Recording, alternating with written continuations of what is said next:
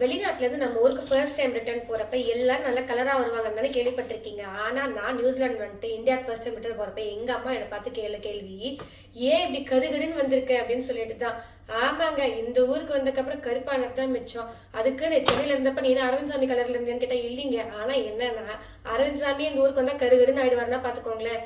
இதுக்கு மேஜர் பிரச்சனை என்னன்னு பார்த்தீங்கன்னா, நியூசிலாந்து வந்து சதர்ன் ஹெமிஸ்பியர்ல இருக்கிறதுனால சன்னுக்கு ரொம்ப கிட்டையே இருக்கான்.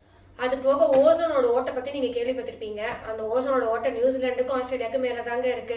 அதனால சன்னோட ரேடியேஷன் மற்ற கண்ட்ரிஸோட அதிகமாவே இங்க இருக்கிறதுனால சும்மா கொஞ்சம் பண்ணாலே கருகருன்னு ஆயிடுவோம்னா பாத்துக்கோங்களேன். ஸோ இந்த ஊருக்கு சன்ஸ்கிரீன் ரொம்ப ரொம்ப மஸ்ட்டுங்க.